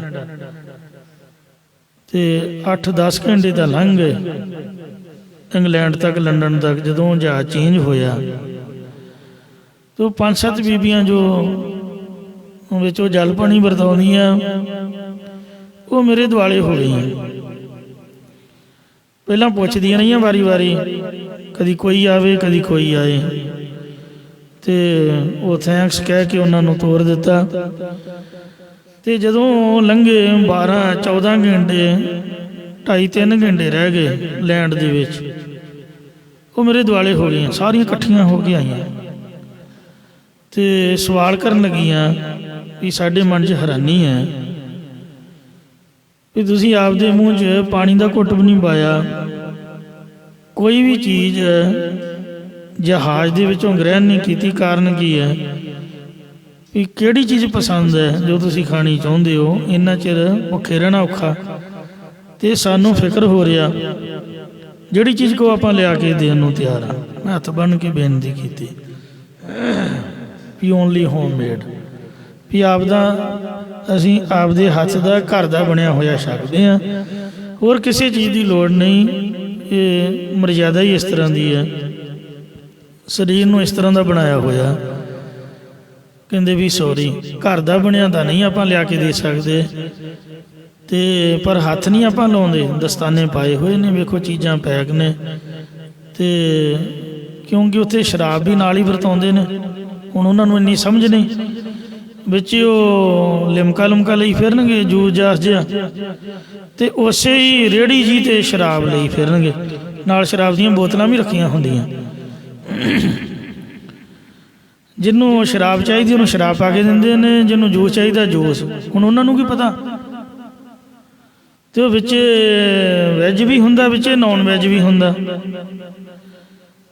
ਇੱਕੋ ਹੀ ਟਰੇ ਦੇ ਵਿੱਚ ਸਾਰਾ ਕੁਝ ਰੱਖਿਆ ਹੁੰਦਾ।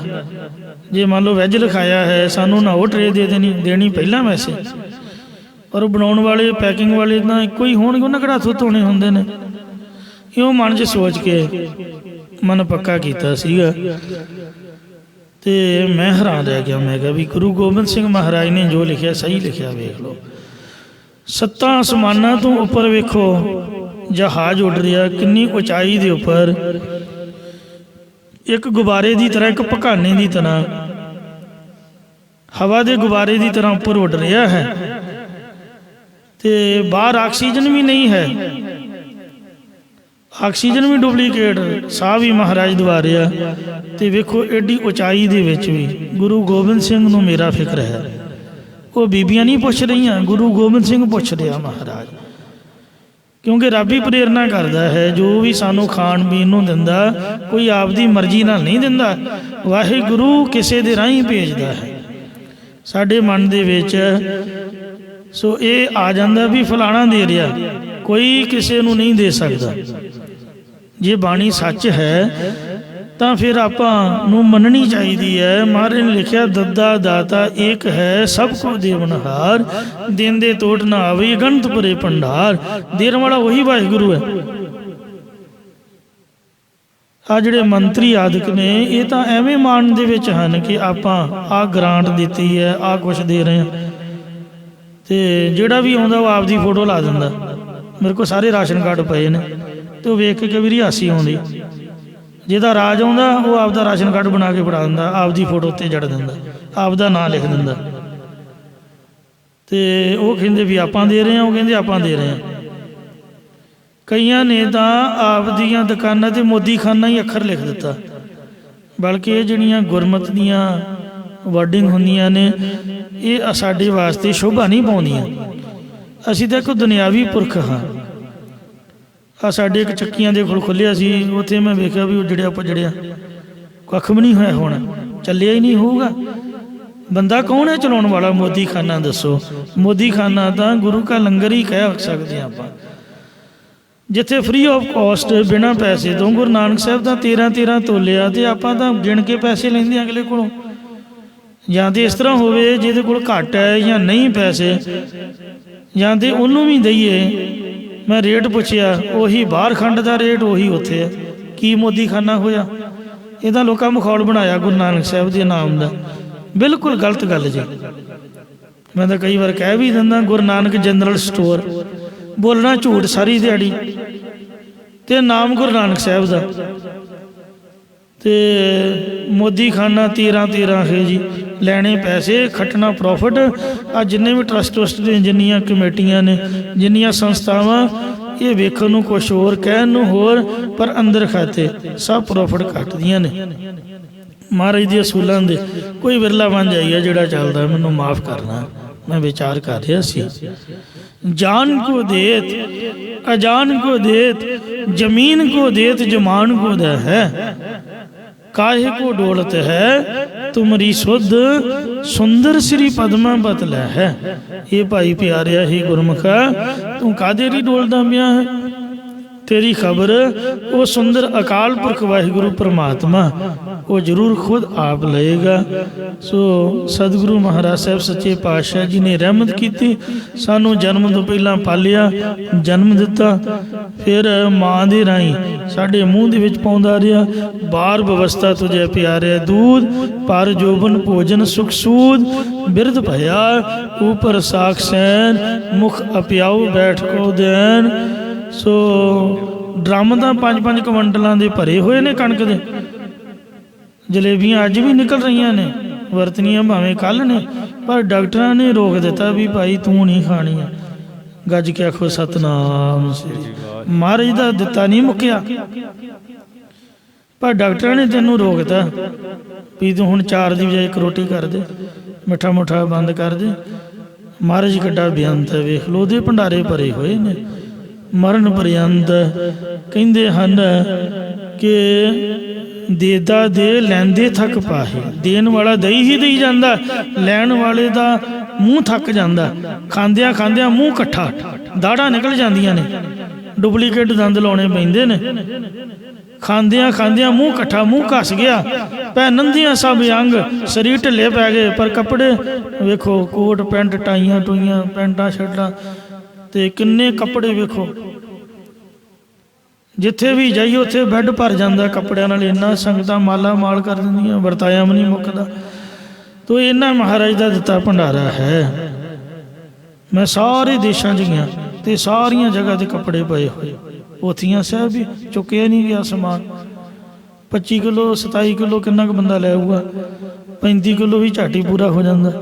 तो इस वास्ते ऐसे घर हम बहुत बसाए, घर भी जिथे जाओ ते खाना दाना भी, कपड़ा लीड़ा भी, ते आ महाराज दी बाणी सच्चे पातशाह जी दियां पोथियां साहब भी, वो कमरा वखरा हुंदा ते पोथियां साहब लगियां हुंदियां, जिंदरे दी चाबी फड़ाउंदे ने, जिन्ना टाइम पूरा करो ते सतनाम वाहिगुरू। महाराज कहंदे भी इस जन्म च नहीं, पहला भी कई जन्मां दा सिलसिला चलदा आउंदा। ऐसे घर हम बहुत बसाए, जब हम राम गर्भ होए आए। तो हुण फिक्र कर रहे हैं, एक गुजरी का दुध डुल गया सीगा ते वह सी जाए खिड़खड़ा के, डोहणियां दे डोहणे कुंटलों का दुध वह सड़क ते डुल गया। हुण मैं साखी बहुत ज़्यादा लंबी चौड़ी है, तो जे मैं सुनाउण बह गया तो टाइम ज़्यादा हो जाऊगा। उसी राजे की राणी किते हमला होया, घर वाला मर गया, वो भज भजा के माड़ी मोटी आपदी जान बचा के ते जंगल चो किते गुजर ने निगाह पै गई, फिर उन्हें आपदा घर वसा लिया।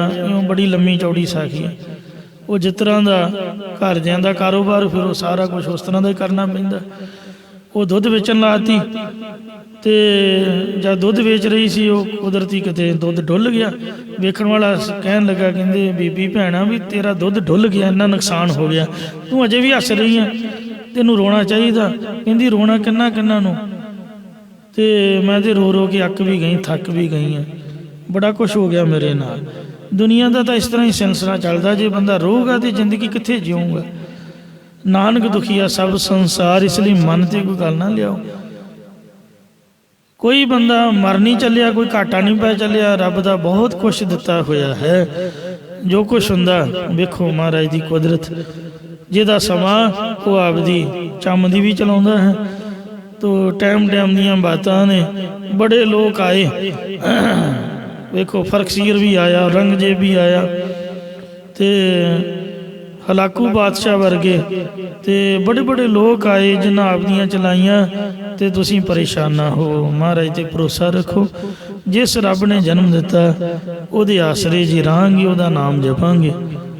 ਫਲਾਣਾ ਮਰ ਗਿਆ, ਫਲਾਣੀ ਦੀ ਮਕਾਨ ਆ ਗਈ, ਇਹੋ ਜਿਹੀਆਂ ਗੱਲਾਂ ਕਰਨੀ ਵੀ। ਸਤਨਾਮ ਵਾਹਿਗੁਰੂ ਆਖੋ, ਗੱਜ ਕੇ ਕਹੋ ਸਤਨਾਮ ਵਾਹਿਗੁਰੂ, ਸਤਨਾਮ ਵਾਹਿਗੁਰੂ, ਸਤਨਾਮ ਵਾਹਿਗੁਰੂ, ਸਤਨਾਮ ਵਾਹਿਗੁਰੂ। ਦਿੱਲੀ ਵਾਲੇ ਮਹਾਂਪੁਰਖ ਕਾਰਸੇ ਵਾਲੇ ਸੰਤ ਬਾਬਾ ਹਰਬੰਸ ਸਿੰਘ ਜੀ, ਮਹਾਂਪੁਰਖ ਸੰਤ ਬਾਬਾ ਜਗਤਾਰ ਸਿੰਘ ਜੀ, ਬੰਗਲਾ ਸਾਹਿਬ ਇੱਥੇ ਵੀ ਉਹਨਾਂ ਦਾ ਅਸਥਾਨ ਹੈ ਬਾਬੇ ਜਗਤਾਰ ਸੋਹਣਾ ਦਾ, ਤੇ ਅੰਬ ਸਾਹਿਬ ਦਿੱਲੀ ਵਾਲਿਆਂ ਦਾ ਅਸਥਾਨ ਹੈ। ਉਹਨਾਂ ਦਾ ਨਿਯਮ ਹੈ, ਕੋਈ ਪੈਲੀ ਨਹੀਂ ਮੋਹਦੇ, ਕੋਈ ਫੈਕਟਰੀ ਦਾ ਕੋਈ ਉਹਨਾਂ ਕੋਲ ਪ੍ਰੋਫਿਟ ਨਹੀਂ। ਸੋ ਸਤਨਾਮ ਵਾਹਿਗੁਰੂ ਦਾ ਜਾਪ ਜਪਣਾ, ਟੋਕਰੀ ਢਾਉਣੀ, ਸੰਗਤ ਦੇ ਕੋਲੋਂ ਰੁਪਈਆ ਰੁਪਈਆ ਟੋਕਰੀ ਰੱਖ ਕੇ ਤੋ ਇੱਕ ਇੱਕ ਪ੍ਰਸ਼ਾਦਾ ਮੰਗ ਕੇ ਵੇਖੋ, ਗੁਜ਼ਾਰਾ ਉਹਨਾਂ ਦਾ ਵੀ ਚੱਲਦਾ। ਕਿੰਨਾ ਮਹਾਰਾਜ ਸੱਚੇ ਪਾਤਸ਼ਾਹ ਨੇ ਬੇਅੰਤ ਬਖਸ਼ਿਸ਼ਾਂ ਕਿਰਪਾ ਕੀਤੀਆਂ ਹੋਈਆਂ ਨੇ। ਤੇ ਇਸ ਲਈ ਪਾਤਸ਼ਾਹ ਜੀ ਸਾਨੂੰ ਭਰੋਸਾ ਵੱਧ ਜਾਏ ਐਸਾ ਉਪਦੇਸ਼ ਬਖਸ਼ਦੇ ਹਨ। ਉਹ 3 ਘੰਟੇ ਰਾਤ ਨੂੰ ਤੇ 2 ਘੰਟੇ ਸਵੇਰੇ, 5 ਘੰਟੇ ਸਤਨਾਮ ਵਾਹਿਗੁਰੂ ਦਾ ਜਾਪ ਜਪਦੇ ਨੇ। ਜੇ ਆਪਾਂ ਵੀ ਜਪੀਏ ਤੇ ਕਿਉਂ ਨਾ ਮਹਾਰਾਜ ਵਾਰੇ ਨਿਆਰੇ ਕਰ ਦੇਵੇ। ਮਨੋ ਕਿਉਂ ਵਿਸਾਰੀਐ ਏ ਵੱਡਾ ਦਾਤਾ, ਇੰਨਾ ਵੱਡਾ ਦਾਤਾ ਪਰਮੇਸ਼ਰ ਹੈ, ਉਹਨੂੰ ਆਪਦੇ ਮਨ ਹਿਰਦੇ ਵਿੱਚੋਂ ਕਾਹਦੇ ਵਾਸਤੇ ਭੁਲਾਉਣਾ ਹੈ? ਨਹੀਂ ਭੁਲਾਉਣਾ ਚਾਹੀਦਾ। ਸੋ ਕਿਉਂ ਵਿਸਰੈ ਮੇਰੀ ਮਾਏ, ਸਾਚਾ ਸਾਹਿਬ ਸਾਚਾ ਨਾਏ। ਸੋ ਕਿਉਂ ਵਿਸਰੈ ਜੀ ਘਾਲ ਨਾ ਮਾਨੈ, ਸੋ ਕਿਉਂ ਵਿਸਰੈ ਜੀ ਕੀਆ ਜਾਣੈ। ਸੋ ਕਿਉਂ ਵਿਸਰੈ ਜਿਨ ਸਭ ਕੁਛ ਦੀਆ, ਸੋ ਕਿਉਂ ਵਿਸਰੈ ਜੇ ਜੀਵਨ ਜੀਆ। ਸੋ ਕਿਉਂ ਵਿਸਰੈ ਜੀ ਅਗਨ में राखै, गुर प्रसाद को बिरला राखै। ਜੇ ਅਗਨ ਮਹਿ ਆਹਾਰ ਪਹੁੰਚਾਵੇ। ਹੁਣ ਤਾਂ ਵੇਖੋ ਏਸੀ ਕੂਲਰ ਕਿਆ ਸੋਹਣਾ ਮੌਸਮ, ਠੰਡੀਆਂ ਹਵਾਵਾਂ ਆ ਰਹੀਆਂ ਨੇ। ਜਿੰਨੇ ਤੱਤੀ ਅੱਗ ਦੇ ਵਿੱਚੋਂ ਜਠਰਾਗਨੀ ਮਾਤਾ ਦੇ ਪੇਟ ਉਦਰ ਵਿੱਚੋਂ ਲਗਾਤਾਰ 9 ਮਹੀਨੇ ਬਚਾ ਕੇ ਤੇ ਪਰਵਿਸ਼ ਕਰਕੇ ਫਿਰ ਜਿਉਂਦਾ ਜਨਮ ਦਿੱਤਾ ਸੋਹਣਾ ਬੜਾ। ਸੋ ਅੱਗ ਦੇ ਵਿੱਚ ਭੋਜਨ ਪਹੁੰਚਾਉਂਦਾ ਹੈ। ਕਿਹੋ ਪੋਹੇ ਨਾ ਸਕੀ, ਉਸ ਨੂੰ ਕਿਸੇ ਪ੍ਰਕਾਰ ਵੀ ਪ੍ਰਤੱਖ ਅੱਗ, ਜਿਵੇਂ ਬਾਬਾ ਬਿਧੀ ਚੰਦ ਭੱਟ ਸਾਹਿਬ ਦੇ ਵਿੱਚ ਛਾਲ ਮਾਰ ਕੇ ਬੈਠ ਗਿਆ ਸੀ। ਪੱਟੀ ਸ਼ਹਿਰ ਦੇ ਵਿੱਚ ਗੁਰਦੁਆਰਾ ਭੱਟ ਸਾਹਿਬ ਹੈ, ਬਿਧੀ ਚੰਦ ਦੇ ਬਾਬਿਆਂ ਦਾ ਉੱਥੇ ਆਸਣ ਹੈ। ਤੇ ਮਾਤਾ ਦੇ ਗਰਭ ਦੀ ਜਠਰਾਗਨੀ ਦੇ ਵਿੱਚ ਜਾਂ ਮਾਇਆ ਦੀ ਅੱਗ ਉਹਨੂੰ ਪੋਹ ਨਹੀਂ ਸਕਦੀ, ਵਿਆਪ ਨਹੀਂ ਸਕਦੀ। ਇਸੇ ਪ੍ਰਕਾਰ ਸੁਣੋ ਕਿਹੋ ਪੋਹੇ ਨਾ ਸਕੀ। ਜਿਵੇਂ ਸ੍ਰੀ ਗੁਰੂ ਅਰਜਨ ਦੇਵ ਜੀ ਸਾਰੀ ਦਿਹਾੜੀ ਤਤੀ ਤਵੀ ਤੇ ਬੈਠ ਕੇ ਤੇ ਗੁਰਬਾਣੀ ਦਾ ਪਾਠ ਕਰਦੇ ਰਹੇ। ਤੇਰਾ ਕੀਆ ਮਿੱਠਾ ਲੱਗੈ, ਹਰ ਨਾਮ ਪਦਾਰਥ ਨਾਨਕ ਮੰਗੈ ਦੇ ਬਚਨ ਉਚਾਰਦੇ ਰਹੇ। ਤਤਾ ਰੇਤ ਸੀਸ ਤੇ ਪੈਂਦਾ ਰਿਹਾ। ਜੋ ਨਰ ਦੁੱਖ ਮੈਂ ਦੁੱਖ ਨਹੀਂ ਮੰਨੈ, ਸੁਖ ਸਿਨੇਹ ਵਰ ਭੈ ਨਹੀਂ ਜਾਕੈ। ਕੰਚਨ ਮਾਟੀ ਮਨ, ਇਸ ਤਰ੍ਹਾਂ ਉਹਨਾਂ ਨੂੰ ਕੋਈ ਵੀ ਦੁੱਖ ਪੋਹ ਨਹੀਂ ਸਕਦਾ। ਸਾਹਿਬਜ਼ਾਦਿਆਂ ਨੇ ਆਪ ਦਾ ਆਪ ਨੀਹਾਂ ਵਿੱਚ ਜਿੰਦਾ ਚਿਣਵਾ ਲਿਆ ਤੇ ਇੱਟ ਨਹੀਂ ਭਿੱਜਣ ਦਿੱਤੀ, ਗੋਡਿਆਂ ਦੀਆਂ ਚੱਪਣੀਆਂ ਛੰਗਾ ਲਈਆਂ। ਇਸ ਤਰ੍ਹਾਂ ਕੋਈ ਇਨਸਾਨ ਨਹੀਂ ਕਰ ਸਕਦਾ।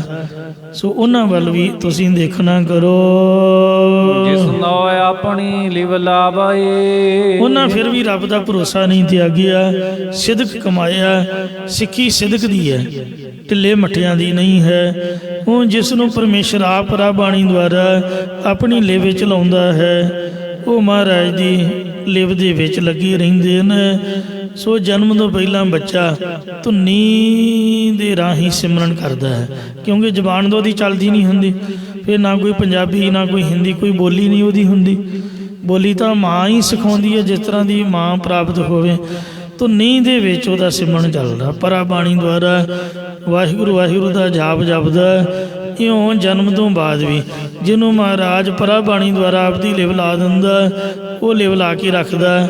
ਪ੍ਰਤੱਖ ਮਾਇਆ ਦੀ ਅਗਨ ਦੇ ਵਿੱਚ ਆਪਣੀ ਲੇਵ ਆਪੇ ਲਾਏ। ਜੋ ਪਰਮੇਸ਼ਰ ਆਪਣੀ ਤਰਫ ਜਗਿਆਸੂ ਦੇ ਚਿੱਤ ਦੀ ਲੈ ਬਿਰਤੀ ਆਪ ਹੀ ਲਾਉਂਦਾ ਹੈ।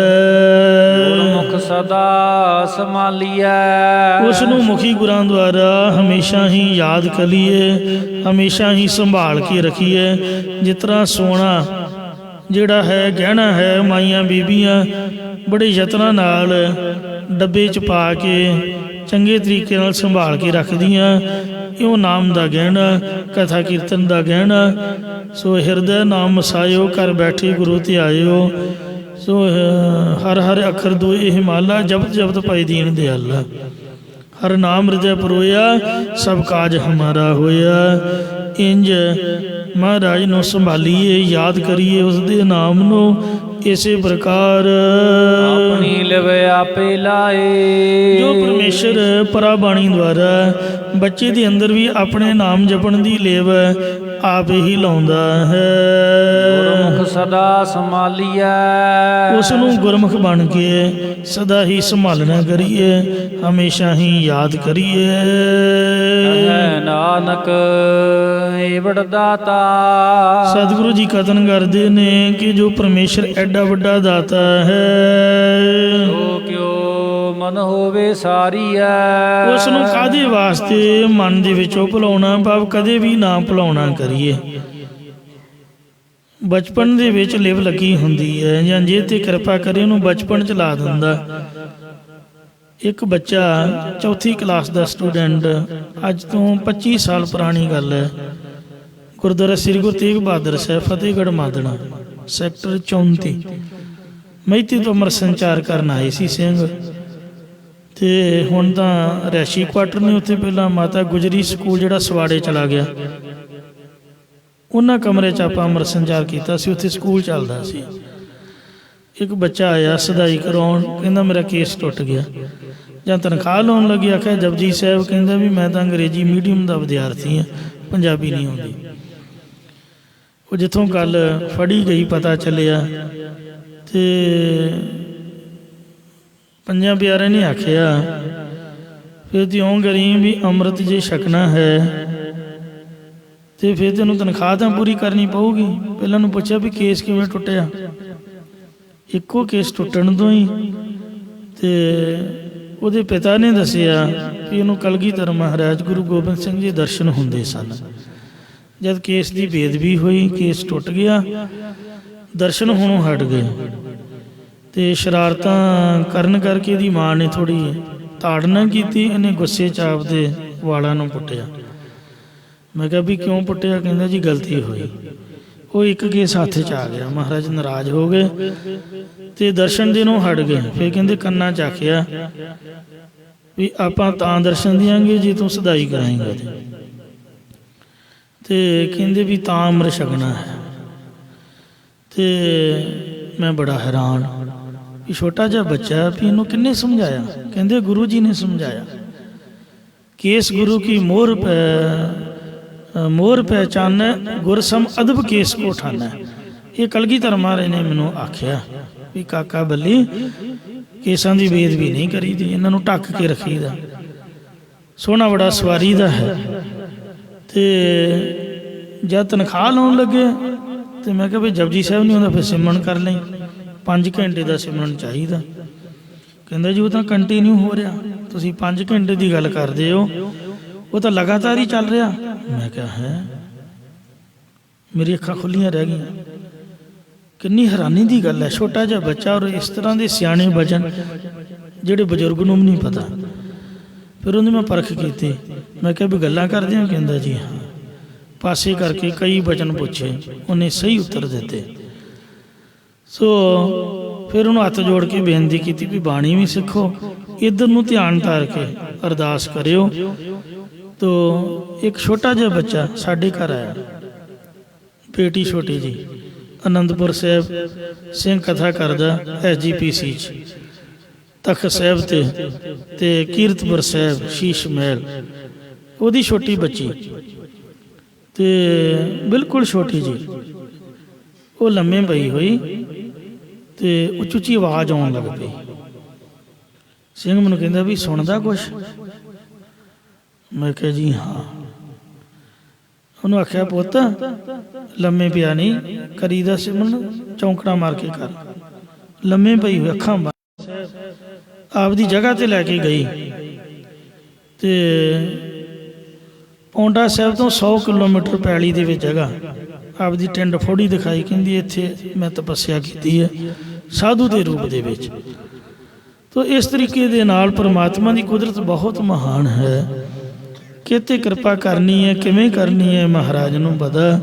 ਸਤਿਗੁਰੂ ਮਹਾਰਾਜ ਸਾਨੂੰ ਸਿੱਖਿਆ ਦੇ ਰਹੇ ਹਨ ਵੀ ਜੇ ਆਪਾਂ ਨਾ ਮੰਨੀਏ, ਇਹ ਅੱਖੀਂ ਵੇਖਣ ਦੀਆਂ ਬਾਤਾਂ ਨੇ। ਬੱਚੇ ਨੂੰ ਸੋਝੀ ਹੁੰਦੀ ਹੈ ਔਰ ਬ੍ਰਹਮ ਗਿਆਨ ਹੁੰਦਾ, 100 ਜਨਮ ਦਾ ਗਿਆਨ ਹੁੰਦਾ ਜਿਵੇਂ ਜਿਵੇਂ ਵੱਡਾ ਹੁੰਦਾ। ਮਹਾਂਪੁਰਖਾਂ ਨੇ ਇੱਕ ਵਾਰ ਗੁੱਸੇ 'ਚ ਬਚਨ ਕੀਤਾ, ਕਹਿੰਦੇ ਤੁਹਾਡੀ ਗਿੱਟਿਆਂ 'ਚ ਮੱਤ। ਨਿਆਣਾ ਜਿਉਂ-ਜਿਉਂ ਵੱਡਾ ਹੋਵੇ ਤੇ ਸਿਆਣਾ ਬਣਨਾ ਚਾਹੀਦਾ। ਤੁਸੀਂ ਦਿਨ ਬ ਦਿਨ ਤੁਹਾਡੀ ਮੱਤ ਜਿਵੇਂ ਜਿਵੇਂ ਵੱਡੀ ਉਮਰ ਹੁੰਦੀ ਤਿਵੇਂ ਤਿਵੇਂ ਗਿੱਟਿਆਂ 'ਚ ਆਉਂਦੀ ਜਾਂਦੀ। ਇਉਂ ਗੁੱਸੇ ਝੜਕਿਆ। ਮੈਂ ਮੰਨਿਆ ਵੀ ਸੱਚਮੁੱਚ ਗੱਲ ਇਸੇ ਤਰ੍ਹਾਂ ਹੀ ਹੈ। ਜਿਵੇਂ ਜਿਵੇਂ ਉਮਰ ਵੱਧਦੀ ਹੈ ਆਪਾਂ ਸੋਚਦੇ ਨਾ ਵੀ ਆਪਾਂ ਸਿਆਣੇ ਹੋ ਗਏ, ਆਪਾਂ ਬਜ਼ੁਰਗ ਹੋ ਗਏ। ਬਜ਼ੁਰਗ ਨਹੀਂ ਹੋਈਦਾ, ਸਿਆਣੇ ਨਹੀਂ ਹੋਈਦਾ। ਉਹ ਮਾਇਆ ਦੇ ਵਿੱਚ ਮਨ ਜੁੜੀ ਜਾਂਦਾ ਹੈ।